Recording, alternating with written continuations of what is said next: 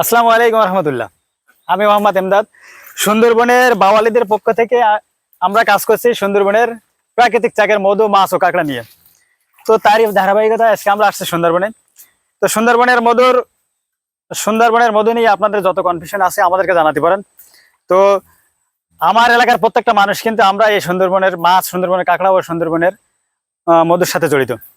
তো সুন্দরবনের একেবারে উপকূলীয় অঞ্চল গাবুরা নদীর এক সাইডে সুন্দরবন, আরেক সাইডে আমরা থাকি। এখান থেকে দীর্ঘদিন ধরে আমরা কাজ করছি সুন্দরবনের প্রাকৃতিক চাকের মধুটা, যে মধুটা মনে করেন আপনার সুন্দরবনের বন ও মৌমাছির চাকের মধু, সুন্দরবনের গহীন থেকে আনা হয়। আর আমাদের এখান থেকে আরেকটা মধু পাওয়া যায়, সুন্দরবনের বক্সের চাষি মধু। তো চাষি মধু আর সুন্দরবনের চাকের মধুর পার্থক্য, চাষি মধু মনে করেন আপনার সুন্দরবনের আমাদের উপকূলীয় অঞ্চলে যে গ্রামগুলো আছে, গ্রামে বক্স বসানো হয়। এই বক্সে যে মৌমাছিগুলো থাকে এগুলো কিন্তু লালন পালন করা মৌমাছি। তো আমাদের সুন্দরবনের বন ও মৌমাছির যে চাকের মধুগুলো, এই যে মাছিগুলো থাকে, এই মধু, এই মাছিগুলো কিন্তু আমরা খুঁজে পাই না টোটালি সুন্দরবনের মধুর সিজন বাদে। আর অন্য টাইমটা আমরা যখন সুন্দরবনের মধু মাছ মারতে যাই বা কাঁকড়া মারতে যাই, এই সময় কিন্তু এই মৌমাছিগুলো আমরা খুঁজে পাই না।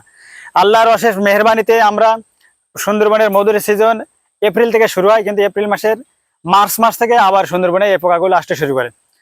তো এই সুন্দরবন আমাদের মায়ের মতন। এই সুন্দরবন আমাদের উপকূলীয় অঞ্চলের মানুষের প্রত্যেকটা পরিবারের জন্য জীবিকা নির্ভর একমাত্র পথ। ভালো থাকুন, সুস্থ থাকুন, সুন্দরবনের সাথে থাকুন। আসসালামু আলাইকুম।